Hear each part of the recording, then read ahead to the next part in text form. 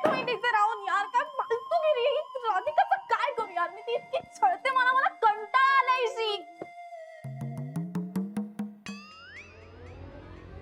ईशी लक्षात ठेव इथे. ओए हाय, कधी आलीस? हो, एक दिवशी अख्ख्या बिल्डिंगला ना आग लागेल आणि तुला कळणारच नाही हेडफोन्स मुळे. ऐकू नाही येत का ग? हे यु नो व्हॉट, माझी आई पण असंच म्हणते मला.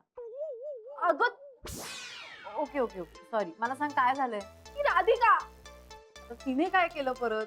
अगं आवडत आहे का ती मला सकाळपासून छळते माहितीये. सकाळी काय तर मला स्कूटीवरच फिरवलं आणि आता फक्त मला चिखल पुसायला लावला तिने. व्हॉट? कसला चिखल? तो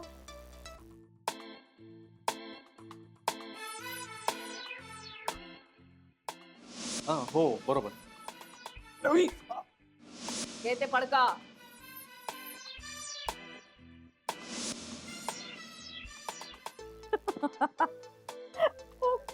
गोड चिखल. Okay okay okay okay. मला तू एक सांग, राधिका आंटींच्या कशाला नादाला लागतेस ग तू?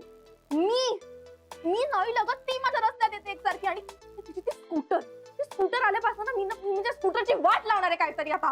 ओ chill chill chill. I do one thing, shall I get a coffee for you?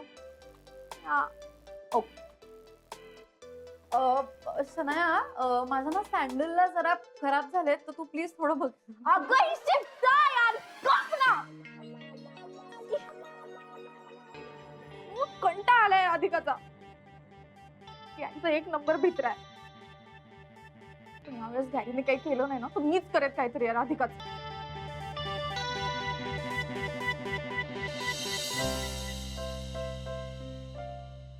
हो, वेदना मंडळी आली बर का? आली? हो. चला भेटूया. राधिका आली? माहित नाही मला, पण जरा सांभाळू ना, तिचीच काळजी वाटते मला. अगं काळजी मलाही वाटते, म्हणून तर खरं खोटं करतोय ना. तू मध्ये मध्ये आता बोलू नकोस. मला जरा महाजनींना फोन लावू दे. म्हणजे काय, ते आल्याशिवाय काही होणार नाही. लागला? हा महाजनी, सुभेदार साहेब आलेत. जाऊया आपण. हा या लगेच. फोन. हो चल. राधिका, घे बाई, घे प्रसाद घे. आई, गुन्हा घे. का ग? कसं झालं दर्शन? एकदम बढिया झालं. गर्दी होती थोडी, पण तू आली तर बरं झालं असतं ग. घरात एवढं काम असताना कसं येणार? ते तर आहे. बर, मी नानाजी नानींना प्रसाद देऊन येते. बरं आले. ते मागे बघ. आलीस. या या या नानाजी नानीजी. अहो मी म्हटलं आता प्रसाद देऊन येते, तर बघा अगदी दत्त म्हणून तुम्ही हजर. 100 वर्ष आयुष्यभर. घ्या ना घ्या ना, घ्या प्रसाद घ्या. घ्या घ्या नानी.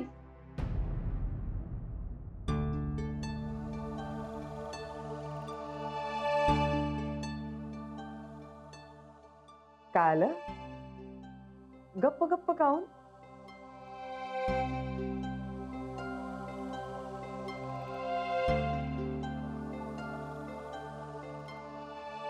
काहून नानासाहेब, काही प्रॉब्लेम झाला का? हा खूप मोठा प्रॉब्लेम झालाय आणि तो सोडवण्यासाठीच मी इथं आलो. हे काय बोलाल ते जरा शांतपणे बोला. शांतपणेच बोलणार आहे मी,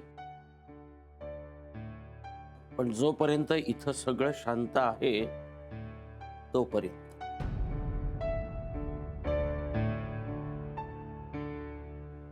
नानाजी काय झालंय? सांगतो, सगळं काही सांगतो. महाजनींच्या बाबतीत जे काही घडलंय ते समजलंय आम्हाला. मला वाटलंच होते.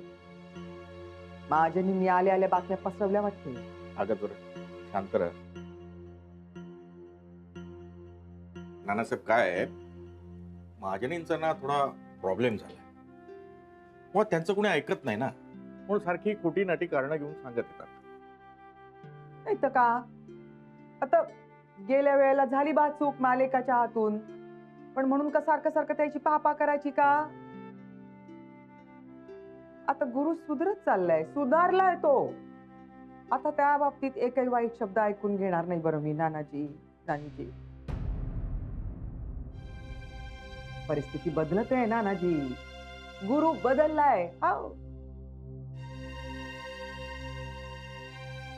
कशावरून? नाही नाही, काय गॅरंटी काय आहे तुमची? बाप्पा, म्हणजे आता आम्ही आमच्या लेकाच्या चारित्र्याची गॅरंटी देत फिरत बसायचं का गावभर? तुम्ही तर कमालच करता बा. काय बरं, त्या लेकाच्या चारित्र्याची गॅरंटी देत फिरत बस.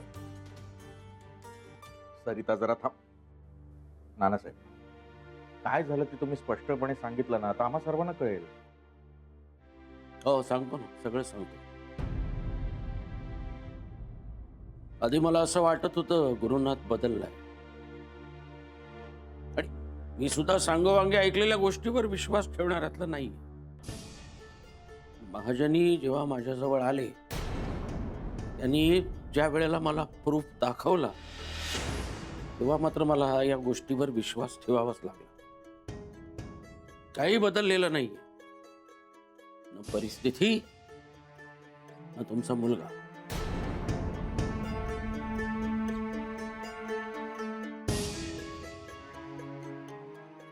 गुरु आणि शनाया यांचे संबंध अजूनही तसेच चालू आहेत.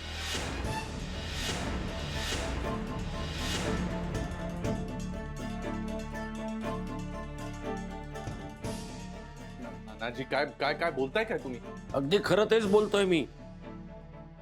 महाजनींनी त्यांच्याकडे असलेली ऑडिओ क्लिप मला ऐकवली. हे मी माझ्या स्वतःच्या कानाने ऐकले, आणि त्या नटवीचा आणि तुझा आवाज मी चांगला ओळखतो. जनाची लाच सोडलीसच रे, पण मनाची तरी ठेवायचीस.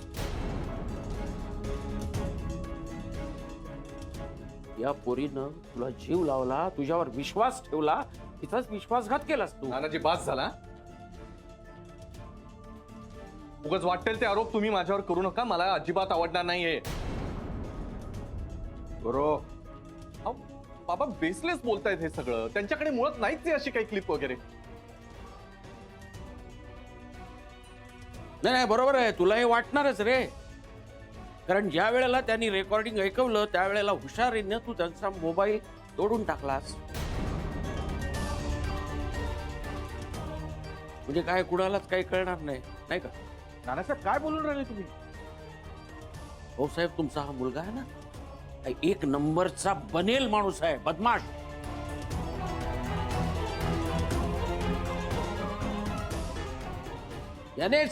यानेच त्या महाजनींचा मोबाईल तोडला, कुणाला काही कळू नये म्हणून. पण महाजनींनी तो आपला मोबाईल पुन्हा दुरुस्त करून आणला, आणि त्यानंतर त्यांनी ती क्लिप मला ऐकवली, आणि मी स्वतः ऐकलं. हा आणि शनया अजूनही एकमेकांना भेटतायत, एकमेकांशी बोलतायत.